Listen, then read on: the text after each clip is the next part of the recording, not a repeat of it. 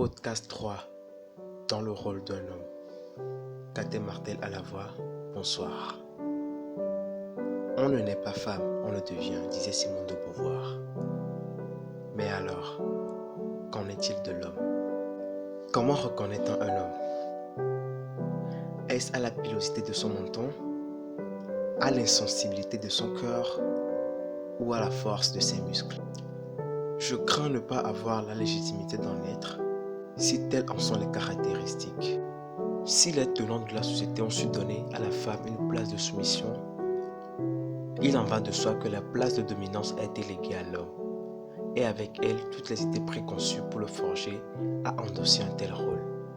Être un homme se résume peut-être alors à ça, à jouer un rôle, celui du dominant.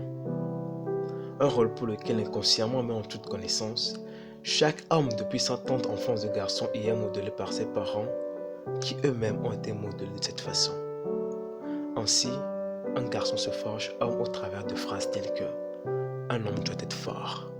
Si quelqu'un te frappe, frappe le plus fort. Un homme ne pleure pas. Un homme ne se repose pas. Un homme ne parle pas. Et j'en passe. En dépit de la bienveillance contenue dans ces propos, ou de la volonté de transmettre des valeurs de vie, on transmet à ces futurs hommes le goût de la violence, la mauvaise habitude de se renfermer sur eux-mêmes, de ne pas demander de l'aide et surtout de ne pas pouvoir s'exprimer. Par là fleurissent malheureusement des milliards d'hommes fermés dans un même personnage, celui de l'être sans faille, avec un ego impliable qui hurle, prend toute la place et est en perpétuelle quête d'une position de force. Cette horde d'hommes-là même qui sont des pères tyranniques et des maris vides d'amour et de compassion. Et puisqu'il ne faut jamais faire les choses à moitié, on affable de la personnalité du personnage un physique de rêve, comme on dit. Mais en fait, tous les hommes ont-ils envie de jouer ce rôle? Dans ce film de la vie, d'incarner ce personnage vide et froid? Que pensons-nous des personnes du genre masculin qui refusent de porter cette carapace?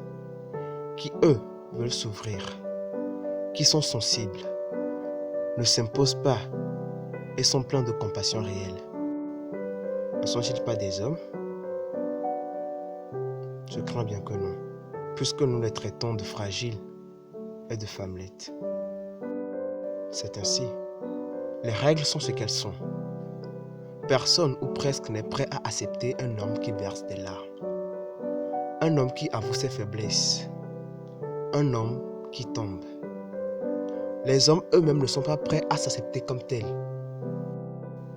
Alors, comme on dit, les hommes se cachent pour pleurer. Et à mon avis, ce n'est pas près de s'arrêter.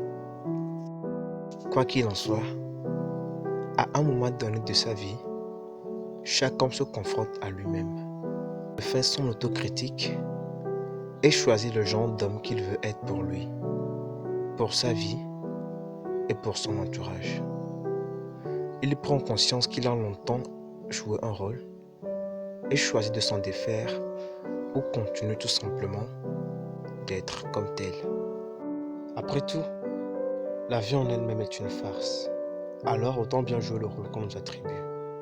Bref, je ne pense pas être meilleur qu'un autre homme. D'ailleurs, en suis-je un vrai? Je ne suis qu'un simple messager illégitime portant un message qui mérite tout de même attention. C'était Kate Martel à la voix. Bonsoir.